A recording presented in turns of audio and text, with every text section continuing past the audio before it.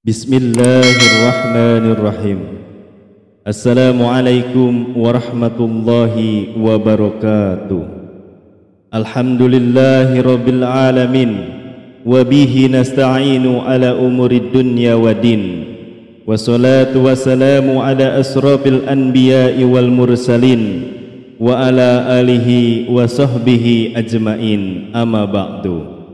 Sahabat beriman yang dirahmati Allah, ridha Allah terhadap hambanya ialah ketika Allah subhanahu wa ta'ala memberikan pertolongan dan memberikan fasilitas mencukupi segala kebutuhan hambanya untuk beribadah, serta memberikan banyak kebaikan dalam hidupnya. Dalam Al-Quran surat Al-Maidah, Allah subhanahu wa ta'ala berfirman, ini adalah hari yang kebenaran orang-orang yang benar bermanfaat bagi mereka. Bagi merekalah surga-surga yang mengalir, di bawahnya sungai-sungai. Mereka kekal di dalamnya selama-lamanya. Allah ridho kepada mereka dan mereka pun ridho kepadanya. Itulah kemenangan yang agung. Quran surat Al-Maidah ayat 119. Ketika seseorang hamba sudah mendapatkan ridho dari Allah subhanahu wa ta'ala, maka Allah subhanahu wa ta'ala akan memberikan pertolongan dalam permasalahan hidupnya dan mencukupi setiap kebutuhannya dalam beribadah kepada Allah. Selain itu, Allah subhanahu wa ta'ala juga akan menaikkan derajatnya di antara makhluk-makhluk lainnya, sehingga nantinya Allah akan memberikan balasan dengan menempatkan hambanya tersebut di dalam surga. Lantas seperti apakah tanda orang yang diridhoi oleh Allah itu?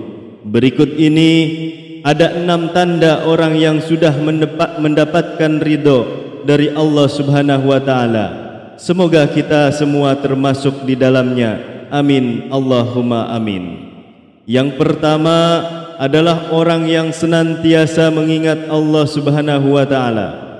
Sahabat beriman yang dirahmati Allah, orang-orang yang diridhoi oleh Allah subhanahu wa ta'ala adalah mereka yang mencintainya, sehingga setiap detik, menit, jam kehidupan ia tidak pernah bosan untuk mengingat Allah, tak pernah bosan untuk berdoa, memohon ampunan dan petunjuk dari Allah subhanahu wa ta'ala.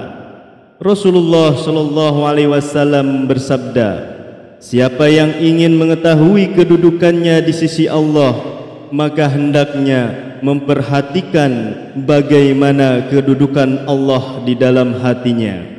Sesungguhnya Allah mendudukkan hambanya sebagaimana hamba itu mendudukkan Allah dalam jiwanya atau hatinya. Yang kedua, orang yang dimudahkan Allah subhanahu wa ta'ala dalam mengerjakan amal kebaikan. Sahabat beriman yang dirahmati Allah, orang-orang yang percaya dan yakin kepada Allah subhanahu wa ta'ala, maka ia juga akan mempercayai firman-Nya. Bukankah Allah subhanahu wa ta'ala pernah menyebutkan dalam Al-Quran bahwa bersama kesulitan itu pasti ada kemudahan? Jadi sudah tentu orang yang beriman saat menghadapi sebuah kesulitan, ia tidak akan fokus pada kesulitan, melainkan ia akan berfokus pada kemudahan yang diberikan oleh Allah subhanahu wa ta'ala. Setelah kesulitan yang ia hadapi, maka sebagai seorang muslim yang beriman, kita harus yakin bahwa di setiap kesulitan yang kita hadapi pasti ada kemudahan dari Allah subhanahu wa ta'ala. Yang ketiga, orang yang diberi ketenangan dan keyakinan terhadap janji Allah subhanahu wa ta'ala. Sahabat beriman yang dirahmati Allah, orang-orang yang beriman akan yakin seyakin-yakinnya bahwa di balik segala kesulitan yang dihadapinya, selama ia bersabar dan tetap mempertahankan keimanannya, ia pasti akan mendapatkan pertolongan dari Allah Subhanahu wa taala. Dalam Al-Qur'an Allah Subhanahu wa taala berfirman, sesungguhnya Allah telah ridho terhadap orang mukmin ketika mereka berjanji setia kepadamu di bawah pohon. Maka Allah mengetahui apa yang ada dalam hati mereka, lalu menurunkan ketenangan atas mereka dan memberikan balasan kepada mereka dengan kemenangan yang dekat waktunya. Quran Surat Al-Fatah ayat 18. Kemudian yang keempat adalah orang yang bersabar jika ditimpa musibah atau malapetaka. Sahabat beriman yang dirahmati Allah, orang-orang yang beriman dan mendapatkan ridho dari Allah Subhanahu wa taala adalah mereka yang bisa bersabar dalam menghadapi berbagai macam kesulitan dan penderitaan. Mereka tahu dan sadar bahwa kesulitan yang mereka hadapi saat itu bukanlah semata-mata hukuman dari Allah Subhanahu wa taala, akan tetapi melainkan bukti cinta dari Allah.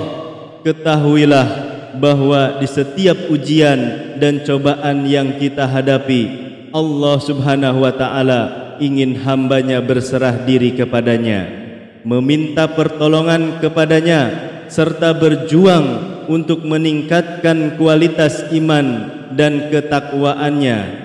Banyak pelajaran dari kisah-kisah perjalanan para nabi-nabi terdahulu. Nabi Muhammad SAW diuji oleh kafir Quraisy dengan hinaan dan cacian, bahkan diasingkan. Nabi Yunus diuji oleh kaumnya hingga ia harus masuk ke dalam perut ikan. Bahkan Nabi Ayub diuji dengan penyakit kulit yang menjijikan selama bertahun-tahun. Hal ini sebagaimana yang terdapat dalam surat Al-Baqarah ayat 117. Allah Subhanahu wa taala berfirman, dan orang-orang yang sabar dalam kesempitan, penderitaan, dan dalam peperangan, mereka itulah orang-orang yang benar iman-imannya, dan mereka itulah orang-orang yang bertakwa. Kemudian yang kelima adalah orang yang tidak khawatir dengan kehidupan di dunia. Sahabat beriman yang dirahmati Allah, orang-orang yang beriman tidak akan khawatir dengan rezeki yang didapatkannya, karena ia yakin Allah Subhanahu wa taala telah menjamin semuanya. Dalam Al-Quran surat Hud ayat 6, Allah Subhanahu wa taala berfirman, dan tidak satupun makhluk bergerak di bumi melainkan semuanya dijamin Allah rezekinya. Dia mengetahui tempat kediamannya dan tempat penyimpanannya, semua tertulis dalam kitab yang nyata, Lauhul Mahfuz. Namun bukan berarti dengan adanya ayat ini kita sebagai manusia lantas tidak mau berusaha dan hanya sekedar menunggu. Pasalnya bahwa rezeki dari Allah Subhanahu wa taala itu juga tetap harus kita jemput dengan bekerja, berusaha, dan berdoa.